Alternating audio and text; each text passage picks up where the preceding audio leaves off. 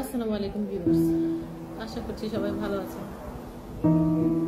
1 September রবিবার থেকে যে সাধারণ ক্ষমা ঘোষণা করা হয়েছে, এই সাধারণ ক্ষমা ঘোষণার মধ্যে কারা কারা থাকবেন, এই সাধারণ ক্ষমা কার জন্য, কারা এর আওতাধীন থাকবেন, এই প্রশ্নটা অনেকেই করেছেন। সবাইকে আসলে একটা সদুত্তর আমি দিতে পারিনি। আমি বলবো, যে সকল ভাই আছেন 2018 সালের পরে কেউ ভিসা লাগাইতে পারেননি, আপনি এই দেশে বৈধ হতে পারেননি, আপনার অনেকগুলো ফাইন এসে গেছে, আপনি এই যে সাধারণ ক্ষমা এর আওতাভুক্ত। আর কারা আছেন টুরিস্ট ভিসা যারা অবৈধ হয়ে গেছেন, অ্যাবসকন্ডিং হয়ে গেছে, তারা এই সাধারণ ক্ষমার আওতাভুক্ত আছেন।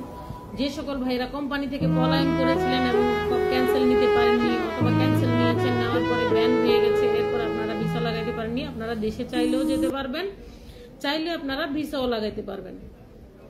এখন প্রশ্ন হলো, যে সকল নবজাতক এই দেশে, মানে হচ্ছে ধরেন মায়ের ভিসা নেই বা বাবার ভিসা নেই, এখানে তার জন্ম হয়েছে, তার কি হবে? ঠিক তার ক্ষেত্রেও একই কানুন। এই সাধারণ ক্ষমার আওতায় শুধুমাত্র ওমান থেকে পালিয়ে আসা লোকগুলো ছাড়া সবাই এর আওতাভুক্ত হবে।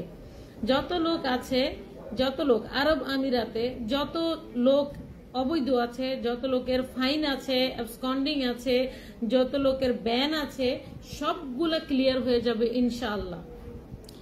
Federal authority for identity and citizenship, customs and port security এক সংবাদ সম্মেলনে জানিয়েছে যে সব রকম লোক যাদের এককালে ভিসা, মোট কথা এক সময়, যে কোনো সময় তারা এখানে এসেছে, ভিসা নিয়ে এসেছিল, অবৈধভাবে অনুপ্রবেশ করেনি, যেমন কেউ কেউ ওমান দিয়ে চলে আসে, পালিয়ে আসে, তারা কিন্তু এখানে বৈধ হতে পারবে না, যেতেও পারবে না।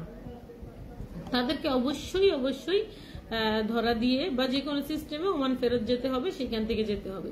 তো এটা আমি মনে করি যে আপনারা যারা আছেন তারা এই জিনিসটা ভালো বোঝেন, আপনারা কেন এসেছিলেন, আপনারা এসে নিজেদের বিপদ ডেকে এনেছেন।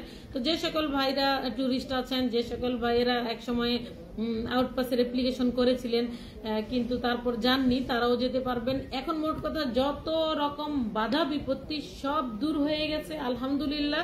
এখন শুধু আমাদের একটা কানুনের অপেক্ষা করছি, সেটা হচ্ছে অ্যাপ্লিকেশনটা কিভাবে করতে হবে সেটা তারা নির্দেশনা দিবেন 2-1 দিনের মধ্যে ইনশাল্লাহ। হয়তো কালকে নির্দেশনা আসবে যে অ্যাপ্লিকেশন কোত্থেকে করতে হবে, কেমনে করতে হবে এবং কি অ্যাপ্লিকেশন করতে হবে, কারা কোন ধরনের অ্যাপ্লিকেশন করবেন, কত টাকা অ্যাপ্লিকেশনের খরচ যাবে।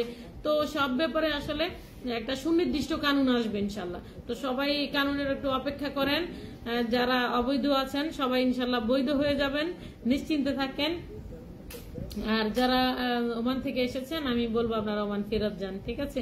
আর যে সকল নবজাতক, মানে হচ্ছে শিশু বাচ্চা, 5 বছর, 6 বছর, 5 মাস, 6 মাস, 3 মাস, 2 মাস যাদের হয়েছে, তারা এখন পর্যন্ত ভিসা লাগাইতে পারেনি, মা বাবা, তো তাদের জন্য সেম কানুন। আপনি চাইলে তাকে বিনা বাধায় তাকে নিয়ে দেশে যেতে পারেন, আবার আপনি আসতে পারবেন ইনশাল্লাহ।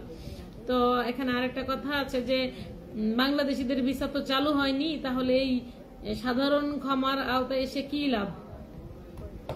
লাভ আছে? লাভটা হলো, কোনো কারণে যদি বাংলাদেশিদের ভিসা চালু নাও হয়, ভিসা ট্রান্সফার ইনশাল্লাহ হবে আশা করি। কারণ এতগুলো লোকের জন্য তারা একদম বন্ধ রাখবে এরকম নয়, তারাও চাচ্ছে যে আপনি ভিসা লাগাইলেই তো তারা টাকা পাবে, তাই না?